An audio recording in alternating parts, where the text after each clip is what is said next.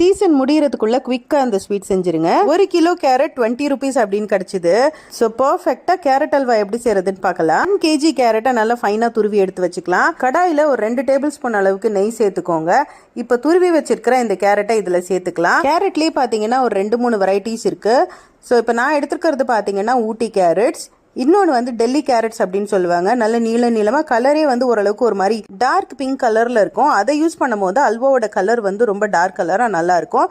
But இது வந்து பார்த்தீங்கன்னா ஆரஞ்சு கலரில் தான் இருக்கும். ஸோ ஓகே, இப்போ கடாயில் சேர்த்துருக்கிற இந்த கேரட்ஸை ஒரு 2-3 நிமிஷத்துக்கு நல்லா வதக்கி விட்டுடலாம். இப்போ இதில் 1 கப் அளவுக்கு கவ் மில்க் சேர்த்துக்கலாம். இப்போ இதெல்லாத்தையும் நல்லா மிக்ஸ் பண்ணிடலாம். மிக்ஸ் பண்ணிட்டு இதை கவர் பண்ணிட்டு நல்லா வேக வைக்கலாம். கேரட்ஸ் வந்து நல்லா ஃபைனாக குக் ஆகணும். அந்த அளவுக்கு வந்து நம்ம இதை வேக வச்சுக்கலாம்.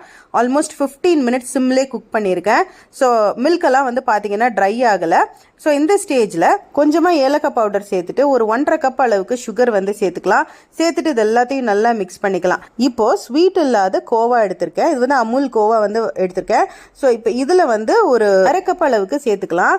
சேர்த்துட்டு இது எல்லாத்தையும் நல்லா கிளறி விட்டுற வேண்டியதான். இப்போ இந்த மில்க் வந்து கம்ப்ளீட்டா வந்து ட்ரை ஆகணும். கேரட்லயுமே தண்ணி கண்டென்ட் அதிகமா இருக்கும் அப்படின்றதுனால இது ட்ரை ஆகிறதுக்கு கொஞ்சம் டைம் எடுக்கும். நல்ல ட்ரை ஆனதுக்கு அப்புறமா கொஞ்சம் முந்திரி பருப்பு, பாதாம் இது ரெண்டுத்தையுமே வந்து இடிச்சு வச்சிருக்கேன்.